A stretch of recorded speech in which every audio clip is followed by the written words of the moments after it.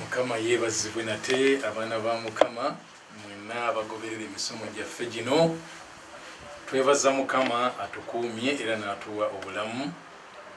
Ate naawe nkwebaza olw'okugoberera emisomo gino. Omwaka guno tuli ku mutwe gwaffe gugamba nti ekitiibwa ekiva mu kweyimirizaawo. Nti buli lw'okola n'obeera ng'osobola okusisinkana ebyetaago byo ebyobulamu buno nga tobirekedde mulala yenna okuba nga yabisisinkana, waliwo ekitiibwa kye weewangulira. Ate bw'obirekera abalala ebyetaago byo ne babeera nga babivunaanyizibwako, ekitiibwa ekyo oba okyeyambudde. Akati tuli ku kitundu kya 29. Weebuuze ku bitundu ebya 29 gwe wakagobererako bimeka? Bw'obeera nga kino kyosookeddeko manya eriyo ebirala 28 mabega eyo by'osobola okugoberera senga nga obeera ng'osubscribinze, oba oba osobola okuntuukirira mu inbox yange nsobola okubikuweereza. So nga ate kale tulinayo n'enkola ey'ebitundu 10 ne tubisiba wamu nga tusobola okubikuweereza ne kitakwetaagisa kugendanga ku YouTube okubisangayo. Akati tuli ku kanyomero akagamba nti abantu abamu baga nti nfuba nnyo n'enkola era ne mba munyiikivu, naye ne mmaliriza nga nkyali mu mbeera ey'obwetaavu. Kiva ku ki? Nzize nga mmenya ebintu, naye kati kyendiko mu kanyomero kano ge mabanja. Nti oli muntu atambulira mu mabanja. Bw'otambulira mu mabanja kiba kitegeeza nti osusse ku kigero kyo muwandibadde otambulira n'ogenda ku kigero ekirala ekikusingako. Kaakati emirembe tegiyinza kubeera wamu naawe, toyinza kuba na mirembe ng'osusse kugakibanga bwewandiddidde ekigero ekimu n'okirinnyisa waggulu ng'ate ekirala kikyali wansi, toyinza kugamba nti owulira emirembe mu mbeera bwetyo. Kati okutambulira mu mabanja oba wejje bwe wandibadde n'oyingira w'otannaba kusobola. Era nagamba era nkyayongera okugamba ne ku luno nti weewalenga okutambulira mu mabanja bwe kiba nga kisoboka, bwe kibeera mu busobozi bwo weewale okubeera ng'otambulira mu mabanja, kuba ne Katonda waffe tatwagaliza kubeera mu mabanja. Tukyeyongerayo ebyawandiikibwa omulundi ogwayita mu kitundu ekya 28 namaliriza nga tusomye ekyawandiikibwa nga kitulaga nti omusajja yafa, muweereza wa Mukama yafa naye ng'alese ebbanja. Abanja n'ajja ng'agenda kutwala abaana 2 yabeetundire afunemu ssente oba babeere baddu be okutuusa lwa ssente kitaabwe ze yalya lwe ziriggwayo. Naye ate ne mu bulamu bwa bulijjo ffe mwe tutambulira bino weebiri tubiraba. Tigundi abadde tubadde tumanyi musajja mugagga, tubadde tumanyi ali bw'ati, naye nga kati afudde ng'ebintu babinona ababadde bakola ki? Bamubanja. Naye kaakati okutambulira mu busobozi bwe kyekisinga. Katonda ayagala tutambulire mu busobozi bw'aba akuwadde. Eddaala ly'otannatuukako tolikunuukiriza, genda mpola mpola paka Mukama lw'anaalikutuusaako. Kale kanziremu ekyandiikibwa ekyo neeyongere mu maaso. Beera mu busobozi bumwe bw'otambulira. Bassekabaka ekyokubiri essuula 4 n'olunyiriri olusooka twasomayo naye kanduddemu. Awo omukazi omu ow'oku bakazi b'abaana b'abannabbi n'ayogerera waggulu eri Erisa ng'ayogera nti omuddu wo baze yafa, era omanyi ng'omuddu wo yatyanga Mukama, era ow'ebbanja azze okwetwalira abaana bange bombi okubeera abaddu. Bw'oba oli musomi wa Bayibuli omanyi Erisa ki kye yakola, Katonda kye yamukozesa okutaasa abantu abo mu mbeera bw'etyo. Naye saagala olowooze nti Erisa buli kaseera anaabeerangawo okubeera ng'akutaasa. Mukama asobola okuyimusiza Erisa n'akutaasa, naye tulina okubeera abeegendereza. Nabagamba nti mu ndagaano enkadde tulaba ebyawandiikibwa bingi nnyo ebitugamba tewandiyingidde mu bbanja, tewandyewoze. Ne mu ndagaano empya tugenda kusoma tulabe nti omuntu bwe yeewalanga ebbanja aba muddu w'oyo amuwoze okutuusa nga amaze okulisasula.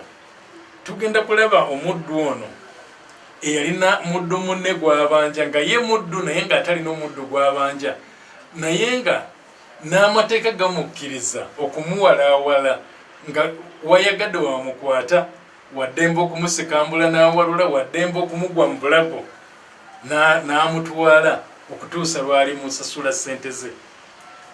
Matayo 11 si Matayo 14, Matayo 18 tugenda kulaba Mukama waffe Yesu Kristo ng'ayogera olugero luno.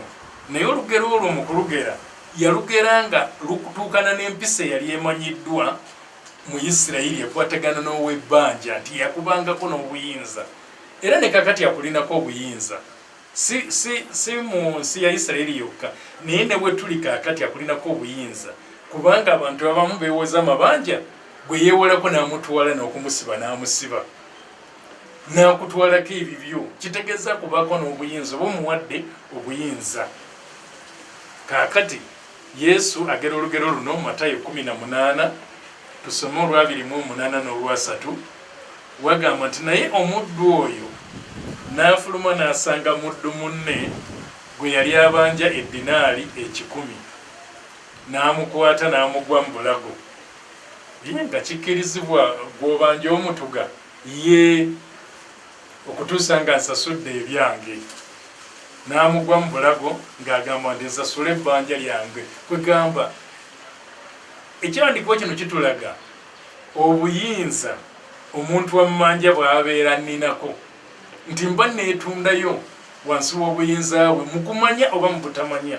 Ate ngenda kukiddamu, bw'obeera nga weewoza ebbanja oba weetunzeeyo eri nannyini bbanja eryo, eri omuntu eyakuwoza ebbanja, oba weetunze wansi w'obuyinza bwe okutuusa nga omusasudde, lwe weenunula okuva obuyinza bwo. Okwewola ebbanja kwetunda, nga weetunda eri nannyini bbanja eryo alikuwoze okutuusa nga weesumuludde. N'amugwa mu bulago n'agamba nti sasula ebbanja lyange. Kino njagala mukirabe mu mbeera za bulijjo nti omuntu bw'ajja okukubanja, waliwo n'enjogerega nti ataddeko feesi ebanja. Mukitegeera bulungi nti ataddeko feesi ebanja, ekyo kikulaga nti ebbanja si kintu kirungi. Engeri oli gy'ajja nti kati amutereddeko ebanja. Olwa 29 awo omuddu munne n'agwa wansi n'amwegayirira ng'agamba nti mmanja mpola nange ndi kusasula. Olwa 3 n'atakkiriza, naye n'agenda n'amuteeka mu kkomera amale okusasula ebbanja. N'amusiba n'amuteeka wansi w'obusibe, n'amuteeka mu kkomera amale okusasula ebbanja okutuusa nga ebbanja limaze okuggwaayo. Osigala mu busibe bw'oyo eyakuwola, oba muntu oba kitongole oba banka oba manelenda oba ani, osigala ng'oli wansi w'obusibe bw'omuntu oyo okusinziira ku byawandiikibwa. Njagala Mukama tuyambe okutegeera ebyawandiikibwa kye bituyigiriza ku bikwatagana n'ebbanja, tulyoke tumanye nti bwe kiba nga kiri mu busobozi okulyewala, lyewale oleme kuliyingiramu. Mukama Katonda waffe nga bwe nayigiriza omulundi ogwayita nti teyatwagaliza era tatwagaliza okubeera nga tufuna amabanja, nga tutambulira mu mabanja. Bw'oba osomye mu kyamateeka essula ey'15 n'olunyiri olw'omukaaga, wagamba nti kubanga Mukama Katonda wo anaakuwanga omukisa nga bwe yakusuubiza, era onaawolanga amawanga mangi, naye teweewolenga. Kino kyo kiri teweewolenga, kiri teweewolanga, ne kino kiri teweewolenga, kuba kisuubizo wano kyo kisuubizo eri kiragiro ekigamba nti teweewolanga. Mu kyamateeka 28 atugamba teweewolanga, naye wano kisuubiza naye teweewolenga. Akati era onoofuganga amawanga mangi naye tebaakufugenga ggwe. Lwaki tebaakufugenga? Bwe banaabeera nga tebakubanja tebajja kufuga. bw'obeera nga bakubanja bakufuga akati bw'obeera nga toyagala kufugibwa teweewola kyagamba wano nti era onaawolanga amawanga mangi naye teweewolenga era onaafuganga amawanga mangi naye tebakufugenga ggwe lwaki tebakufugenga kubanga teweewaddeeyo wansi w'obufuge bwabwe ng'otwala amabanja gaabwe ng'otwala amabanja mbeera nzibu ey'ebbanja ekumalako emirembe buli lw'obeera nga tonnaba kusasula kikumalako eddembe ate njagala okukubuulira nti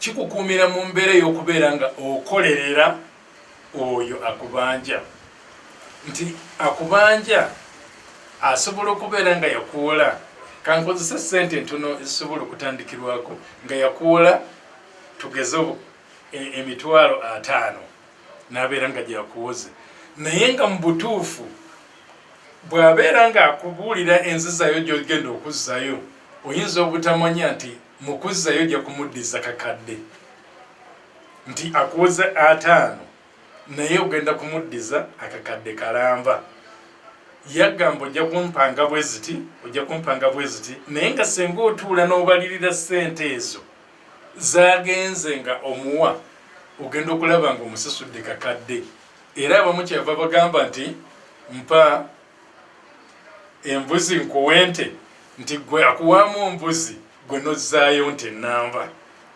kaakati obwo si bwenkanya naye nga bwe tubeera mu mbeera mwe tuwangaalira oli awulira nga amutaasizza amuwoze amutaasizza naye nga bwe nagamba luli nti wojjukirira nti teyantaasa senga otuuka mu mbeera nga likulemye okusasula womanyira nti teyakutaasa wabula yakuteeka buteesi mu buzibu ti mu kiseera ekyo walabanga ekikutaasizza naye wali oyongerayo okobwongezi mutawaana nga oyongera ku bizibu nti walina ekizibu kimu n'okiwanvuyamu buwanvuya n'omaliriza nga ojja kubeera nakyo nga kyeyongera okukutawaanya okutuusa lwolisasula ebbanja eryo waliwo abantu abamu nga balina embeera yaabwe mwe batambulira nga bakiyita kutambuza bbanja nti tambuza ebbanja nga ye kyakola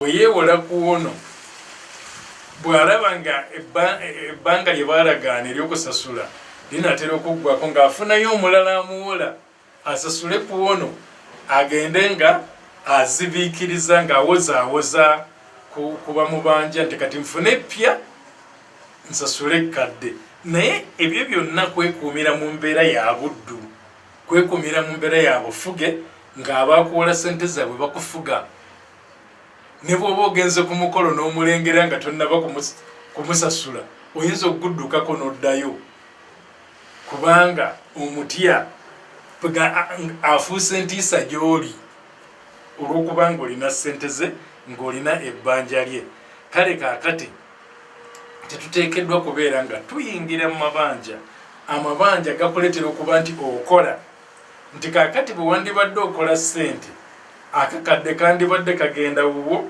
naye kati ogenda kukakola ng'okawa omuntu omulala naye nga gw'okawa ye yakuwa emitwalo 5 gyokka naye kati omuwaddemu kakadde tewasobola kubeera ng'okola akakadde gwe manya tewasobola kubeera ng'okola emitwalo 5 ogifune olyoke omala ebizibu byo naye kati teebereza onajjawo obusobozi ate obukola akakadde kankiddemu kitegerekeke nti ekizibu kye nnina kyetaaga emitwalo 5 naye sisobodde kubeera nga ngikola ngifune naye kati ate ngenda kweteeka ku kizibu ekyokupakasa ate kakadde kalamba ng'ate kati si kange nga ngenda kukawa muntu mulala gwe mba nsasulira ebbanja lye ate nno ebbanja okumanya bbi bw'oba osomye mu byawandiikibwa mu Zabbuli eya 37 olunyiriri olwa 21 ebbanja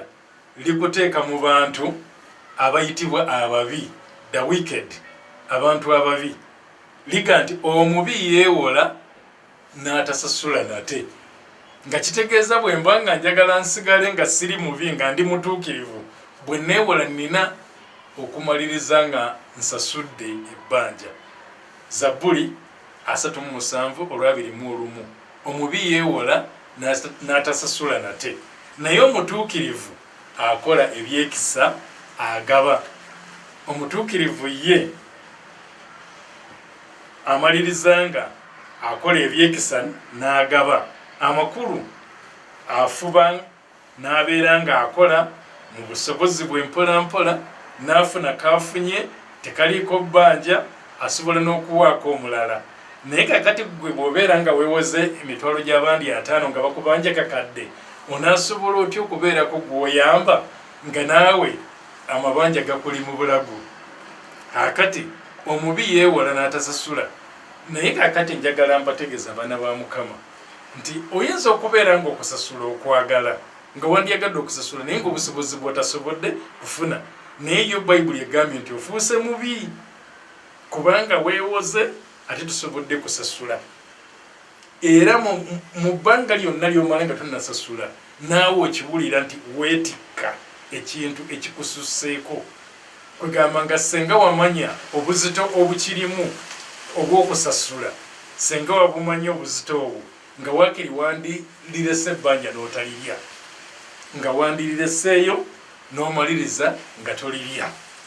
Kaakati Bayibuli etukubiriza erina ebbanja limu lyokka lyetukkiriza okubeera nga lyo tubeera nalyo, ate ng'ebbanja eryo okusinziira ku njigiriza ya Bayibuli lyo teriggwaawo nsigala nga ndibwanjibwa buli kaseera. Ly'ebbanja ery'okwagala abalala. Ebbanja ery'okwagala lye lyokka, naye amabanja amalala gonna yeetugamba tuteekeddwa okubeera nga tugasasula oba nga tetwewolera ddala kubeera nago. Mu Baluumi 13:8 mwatugambira ebigambo ebyagamba temubeeranga na bbanja lyonna eri omuntu yenna. Temubeeranga na bbanja lyonna eri omuntu yenna, wabula okwagalananga. Ebbanja lyetuteekeddwa okubeera nalyo lyeryokwagala eryo munnange asigala ng'akyali mmanja nga nange mubanja okunjagala naye n'amanja okubeera nga mwagala, kubanga ayagala munne ng'atuukiriza amateeka. Naye olunyiri lutandise nga tuga temubeeranga na bbanja lyonna eri omuntu yenna, nga kitegeeza ki? Bwe neewola nina okusasula naye watya ng'obusobozi bw'okusasula buganye. Olabye bw'ogudde mu luli olunyiri lwagambye nti omubi yeewola n'atasasula, oba n'omaliriza nga bakugjeeko ebintu byo. Kaakati tulina embeera ezimu abatubanja mwe batukwasiza, nga tulina embeera ezo nti akubanja akola bw'ati. Eriyo abamu ng'era nabo takusaba musingo, naye nga ye kyakola agamba njagala mugende muwere abantu 15 mukole ekibiina, oba abantu 30 mukole ekibiina, kati mmwe abalala mwe musingo gw'omu abatasobodde kusasula nga mmwe abalala mwe muvunaanibwa okubeera nga mumusasulira. Kwega buli lwe mugenda ne mugamba gundi yabula, gundi asazeewo butasasula, yagamba muzinoonye sente zange muzindeetere. Ati naawe teebereza nti bwe olina eriryo olina oddisasula, osasule n'ery'omulala ly'otaalya. Embeera ezifaanana bwe zityo abooluganda tuteekeddwa nnyo okuzeewala, okubeera nti nno nyingidde mu kwewola ebbanja, naye ng'ate ebbanja eryo bwe ndiyingiddemu omulala nze musingo eri omuntu omulala. Ninayo omuntu omu gwe mmanyi bambi yamaliriza nga ayavuwalidde ddala, naye nga kyava mu mbeera bw'etyo bayingidde mu kibiina ky'abantu 15 abalala babuze, ye yaaliwo alina okusasula abanjibwa ez'abalala kubanga yafuuka omusingo gw'abantu abalala. Kaakati ekyo nja kukyogerako olunaddako kuba kati obudde bwange bunkutte, naye nja kukyogerako olunaddako. Twewala embeera ey'okubeera omusingo gw'abantu abalala mu kwewola, kuba nakyo kitukoze bubi. Okola ssente zo n'okola n'amaanyi go naye nga kati olina kusasula n'amabanja g'otaalya. Twewale okutambulira mu mbeera y'amabanja mukama abere nammwe era abakole bulungi amiina era amiina.